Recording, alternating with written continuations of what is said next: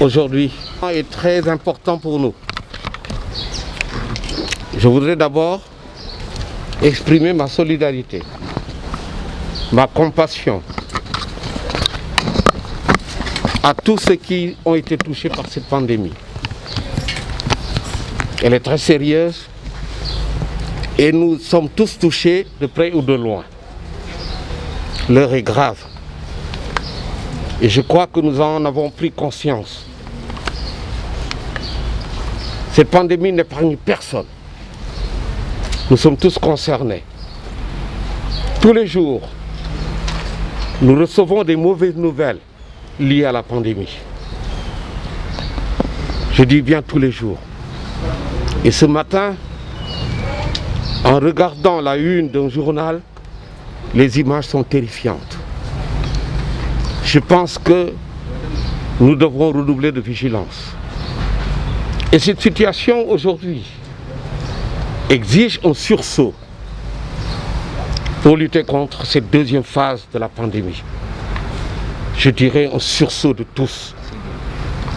Et c'est dans ce cadre que nous avons décidé de contribuer à cette lutte contre la propagation de la pandémie.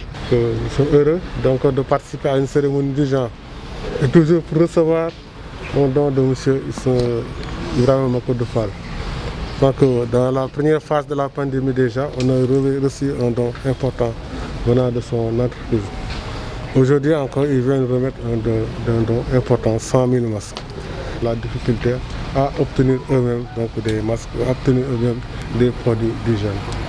En tout cas, comme il l'a dit, c'est une situation qui est grave.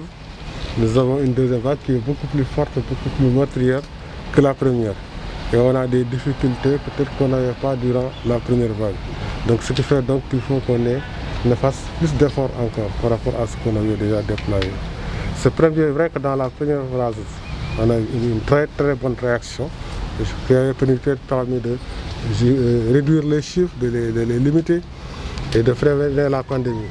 Je crois que dans cette deuxième vague, on a commencé à avoir des chiffres qui sont un peu alarmants. Nous essayons de réagir en tant qu'autorité administrative.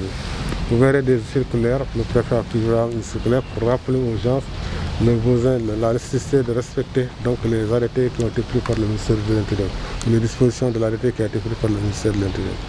Nous allons demander également aux chefs de service de donner l'exemple pour commencer. Donc vraiment, se remettant dans les dispositions de respecter les mesures barrières. Nous allons essayer de déployer des efforts donc, pour mieux assainir les milieux. Alors, un programme sera déployé pour nettoyer l'ensemble des services.